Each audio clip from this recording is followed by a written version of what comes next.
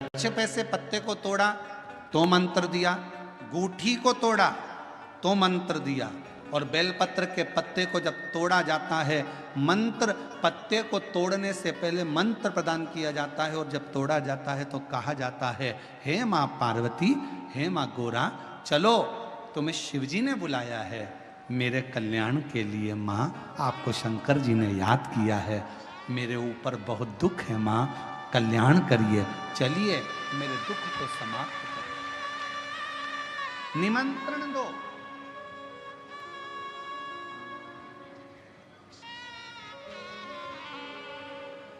पहले नंबर पर क्या देना है बेलपत्र के पत्र को तोड़ने से पहले? जम के बोलो, मंत्र। दूसरे नंबर पर क्या देना है बेलपत्र के पत्र को चलने का? जम के बोलो, निमंत्रण। मां पार्वती जी से कहो, हे मां गोरा, हे मां पार्वती, हे मां चलिए, आपको शिव जी ने याद किया है। मां, हे मां पार्वती, हे मां गोरा, मेरे कल्याण के लिए, मेरे दुख को दूर करने के लिए, मेरी तकलीफों को हरने के लिए, हे मां गोरा, मेरे कष्ट को समाप्त करने के लिए, मां गोरा, मेरा भंडार भरने के लिए आपको शिव जी ने याद किया है, निमंत्रण दो।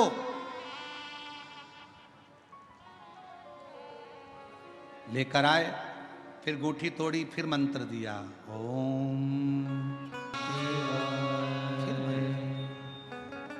अब गुरुजी ने पूछा कि तुमने मंत्र दिया? नहीं। तुमने निमंत्रण दिया? नहीं। तो फिर तुम्हें क्या हक है कि बेलपत्र का पत्र तोड़ो? शिव महापुराण की कथा तो कितनी बड़ी बात कहती है, बेलपत्र के पत्र को सीधे पेड़ में से तोड़ कर लेकर आना चाहिए। बेलपत्र की डंडी, कई माताओं की, कई भाइयों की आदत होती है, बड़ी सी डंडी होती है, उसको वहां से काट लिया, तोड़ लिया, पूरी की पूरी डंडी तोड़ कर लिया है, फिर घर पर आकर उसमें से पत्तियां तोड़ ली, जो डंडी थी उसको पटक दिया। ना ना ना, ये गलत, ये गलत। वृक्ष से पत्तों को निमंत्रण देकर फिर तोड़ा जाता, और फिर लेकर आकर डूठी तोड़ते समय भी शिव मंत्र को दिया जाता। मंत्र, फिर निमंत्रण, फिर डूठी तोड़ते समय फिर मंत्र, फिर ओम नमः शिवाय, ओम नमः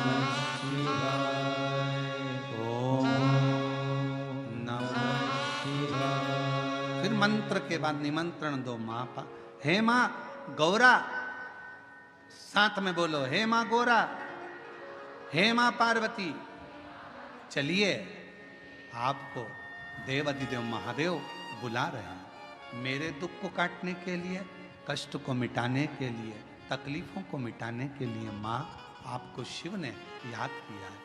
पत्र लेकर फिर शिव के पास चले। जब हम शिव जी को चढ़ाते हैं तो शंकर भगवान को चढ़ाते समय इस बेलपत्र की जो डंडी होती है, जब हम भगवान देवाधिदेव महादेव को समर्पित करते हैं तो डंडी का भाग आपकी विपरीत दिशा में होता है। जब हम कोई कामना ना करते हुए बेलपत्र को समर्पित करते हैं तो डंडी का भाग विपरीत होता है। पर जब हमारी कोई कामना होती है, हम कुछ भगवान से अगर लेना चाहते हैं, मांगना चाहते हैं, भगवान से हम कुछ कहना चाहते हैं, तो ये बेलपत्री की डंडी का मुख अशोक सुंदरी की ओर हो जाता है। कहां कर देते हैं फिर इस डंडी को? जम के बोलो जरा। मतलब ये शिवलिंग से जहां जल बह रहा है, फिर जब हम शंकर के शिवलिंग पर बेलपत्र चढ़ाते हैं तो डंडी का मुख अशोक सुंदरी की ओर कर देते हैं। जब हमारी कोई कामना होती है तब, और जब कामना नहीं होती, हम केवल भाव से, दिल से भगवान शंकर को अपना बनाने के लिए भक्ति के बल पर हम शिव को रिझा रहे हैं, तो बेलपत्री का जो डंडी का भाग है वो आपके विपरीत दिशा में। अब ध्यान देना जरा। तीसरा, तीसरा,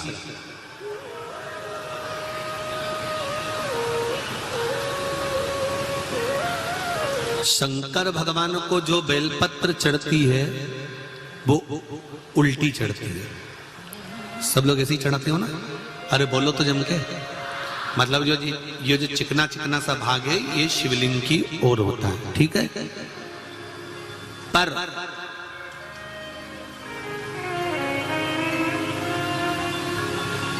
जब नंदी को बेलपत्र चढ़ती है,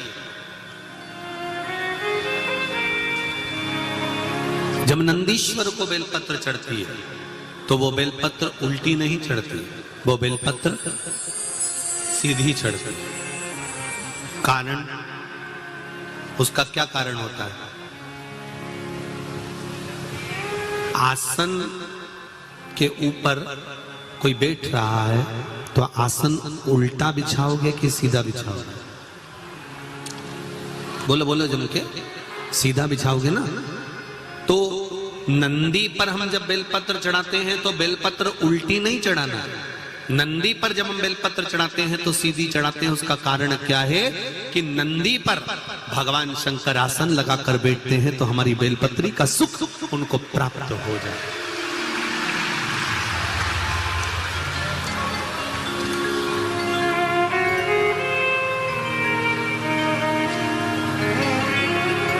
हमारी बेलपत्री का सुख भगवान शंकर जब उस पर विराजमान होए, आसन लगाए, उस पर बैठे तो उसका फल हमको प्राप्त, उसका फल हमको मिले। 20 साल, 7 साल, 21 साल संतान नहीं हुई, आपने डॉक्टर को दिखा लिया, जगह जगह जाकर होया है। अब एक काम करो, सफेद आंकड़े की जड़ तुमरुका जी का नाम लेकर 21 बार शिव जी के मंदिर में शंकर जी में से घुमाकर कमर में उसी मंदिर में शंकर भगवान का शिवलिंग देखकर बांधो, रजस्वला धर्म के साथ में, और उसको कहकर बांधो, सारे डॉक्टरों के पास होकर आ गई हूं, तू ही बचा था। मैंने सारे सहारे छोड़ दिए, बस तेरा सहारा सब छोड़ दिए, अब कुछ नहीं बचा, अब केवल तू बचा है। और मेरा विश्वास कहता है कि तू जब सारी दुनिया का सुख दे सकता है, लक्ष्मी जी की गोद में गणेश दे सकता है, तो क्या मेरी गोदी नहीं भर सकता है?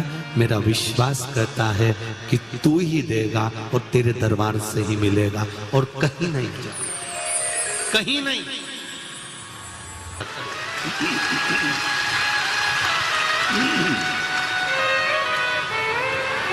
वह भी फलीभूत हो।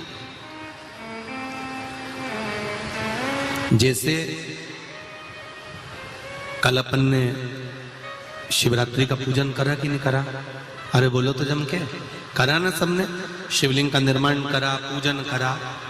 आप 365 दिन पार्थिव शिवलिंग का निर्माण करोगे, सावन महीने में पार्थिव शिवलिंग का निर्माण करोगे, पर जितनी बार भी आप पार्थिव शिवलिंग का निर्माण करोगे तो सूर्य अस्त होने से पहले पार्थिव शिवलिंग का विसर्जन आपको करना पड़ेगा। पर 12 महीने शिवरात्रि आती है। शिवरात्रि के समय पर, शिवरात्रि के दिन हम दिन में नहीं, रात में 1 पहर, 2 पहर, 3 पहर, 4 पहर में जितना मन बन जाए कि 1 पहर पूजन करूंगी मैं, 2 पहर करूंगी। कल अपन ने कितनी पहर की पूजन करी? जम के बोलो जरा। 1 पहर की पूजन करी। शिव महापुराण की कथा कहती है शिवरात्रि की जो पूजन होती है, इसका मतलब क्या है? शिवरात्रि, इसको ये नहीं लिखा गया शिव डे, शिव दिन। इसको क्या कहा गया है? जम के बोलो जरा। शिवरात्रि। शिव महापुराण की विद्येश्वर संहिता में कौमार खंड के अंतर्गत स्कंद पुराण में जो वर्णन आता है कि 12 महीने शिवरात्रि आती है, जो रोज पूजन करने वाले हैं, रोज पार्थिव शिवलिंग का निर्माण करने वाले हैं, रोज सावन के महीने में शिवलिंग का निर्माण करते हैं, हजारों शिवलिंग बनाते हैं, तुम लाखों शिवलिंग का निर्माण कर लो, पर सावन के महीने में या 365 दिन शिवलिंग बनाओगे तो वो शिवलिंग तुम्हें सूर्य अस्त के पहले विसर्जन करना पड़ेगा। पर शिवरात्रि के दिन जो तुम शिवलिंग का पूजन कर रहे हो वो रात्रि में अगर करते हो तो एक पहर का करते हो तो एक पहर की पूजन करने के बाद विसर्जन कर दो, 2 पहर का करते हो तो 2 पहर की पूजन करने के बाद विसर्जन कर दो, 3 पहर का करते हो 3 विसर्जन कर दो, 4 पहर का करते हो तो 4 पहर का करने के बाद विसर्जन कर दो।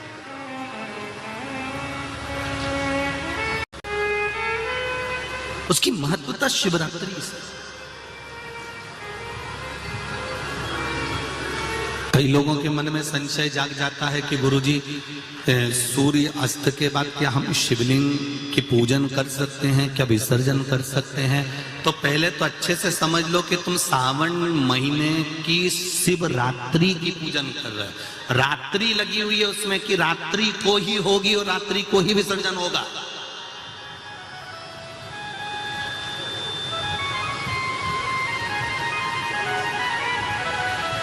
और जो नी पढ़ा लिखा हो तो गीता प्रेस गोरखपुर की जो पंडित प्रदीप मिश्रा जी पोथी पढ़ते हैं उसको लिया,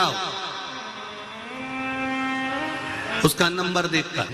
पर शिवरात्रि की पूजन करें तो रात्रि को भी शिवलिंग का निर्माण कर पार्थिव पूजन करने के बाद हम बाबा देवाधिदेव महादेव से रात भर चाहे तो 1 पहर, चाहे तो 2 पहर, चाहे तो 3 पहर, चाहे तो 4 पहर, कैसा भी पूजन कर सकते हैं।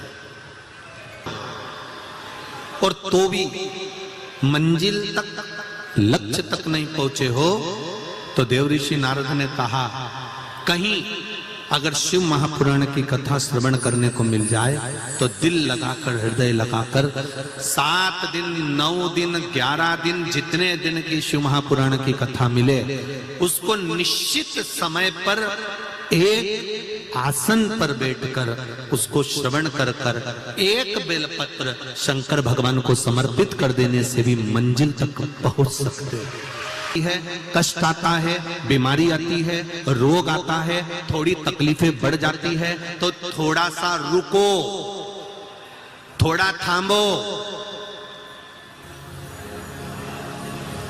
यही समझ लो कि मंजिल तक पहुंचना है और थोड़ा कष्ट आ गया है तो परमात्मा के यहाँ की लाल बत्ती खड़ी हो गई है, थोड़ी देर रुक लो।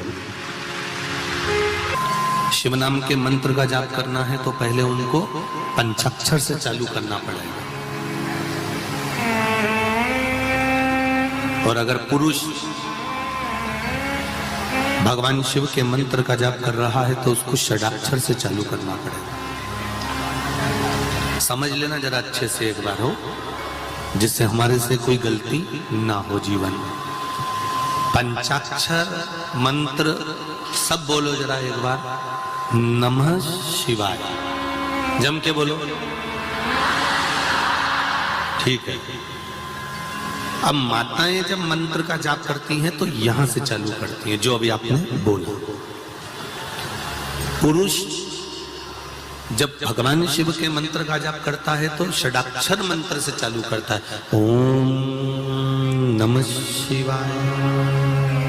माताएं जब भी चालू करेंगी नमः शिवाय, ओम नमः शिवाय, नमः शिवाय, ओम नमः शिवाय। अब पुरुष करेगा कैसे? ओम नमः शिवाय, ओम नमः शिवाय, नमः शिवाय, ओम नमः। ये वंश की वृद्धि करने वाला।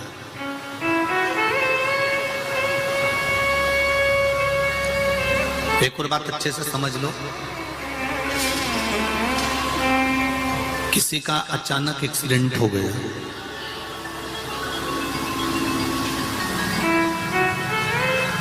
तुम्हें शुद्ध नहीं है,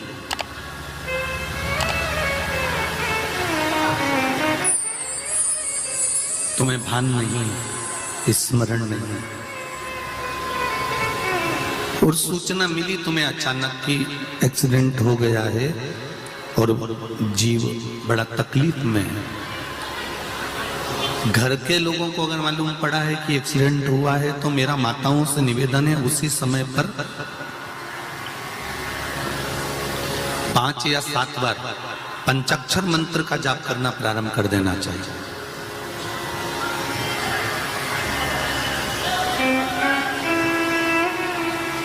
घर के उस चौखट पर जहां अपने पूर्वजों का स्थान है, जहां अपने पितरों का स्थान है, जहां अपने देवताओं का स्थान है, जहां अपने कुल देवी देवता का स्थान है, उस चौखट की ओर स्मरण कर कर शंकर के पंचाक्षर मंत्र का जाप कर लिया करो।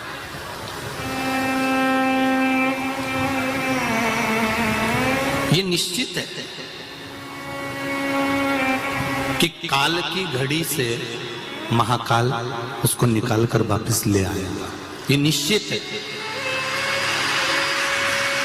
हाँ, जिसकी आ गई केवल एक मुझे व्रत का फल है। भगवान शंकर ने उत्तर दिया, नहीं पार्वती सुनो, 33 कोटि देवता में केवल एक शिव जी कहते हैं, केवल एक मुझे लोग पशुओं का देव भी कहते हैं, पशुपति नाथ भी कहते हैं। उसका फल मैं तुम्हें बता रहा हूं। पार्वती, शिवरात्रि, प्रदोष, सोमवार की अष्टमी, श्रावण, भादो, कुंवार, कार्तिक, चातुर्मास, ये जितने भी बड़े बड़े व्रत साधन जो आते हैं, इन साधनों में मनुष्य तो व्रत करता ही है, संत, साधु, सन्यासी, तपस्वी तो साधना करते ही हैं, पर साथ में मान लो कोई श्वान है, कुत्ता है, कोई जीव है, कोई जंतु है, और मालूम पड़े कि आज शिवरात्रि का दिन है या प्रदोष का दिन है या सोमवार का दिन है, और वो सुबह से उसको कुछ भी खाने को नहीं मिला, भूखा है, प्यासा है, उसको कुछ मिल ही नहीं रहा, उसको कुछ प्राप्त ही नहीं हुआ। शिव जी कहते हैं, पार्वती मान लो अगर प्रदोष का दिन है और कोई पशु को अगर कुछ मिला नहीं है, अनायास, शिव तो अनायास कृपा करने वाले हैं। शिवरात्रि की कथा ये कहती है कि एक भील हिरण को मारने के लिए पेड़ पर चढ़ गया, बेलपत्र का पेड़ था, नीचे शंकर का शिवलिंग था, छाजल में जल था, रात भर पानी गिरता रहा, बेलपत्री का पेड़ हिलता रहा, उसमें से पत्ते नीचे गिरते रहे, और प्रातः में शिवजी प्रकट होकर उस भील पर करुणा कर देते। ये तो शिव कथा तो अनायास कृपा करने वाली है, अचानक करुणा करने वाली है, अचानक दया करने वाली। कोई पशु है, कोई पक्षी है, कोई जलचर है, कोई थलचर है, कोई वायुचर है, कोई ऐसे जीव हैं जो तिथि पर मान लो भूखे हैं, प्यासे हैं, शिव कहते हैं, पार्वती जितना मनुष्य को व्रत का फल प्राप्त होता है, शिव कहते हैं उससे 4 गुना ज्यादा फल मैं पशुओं और पक्षियों को भी प्रदान कर देता हूं, उससे 4 गुना ज्यादा।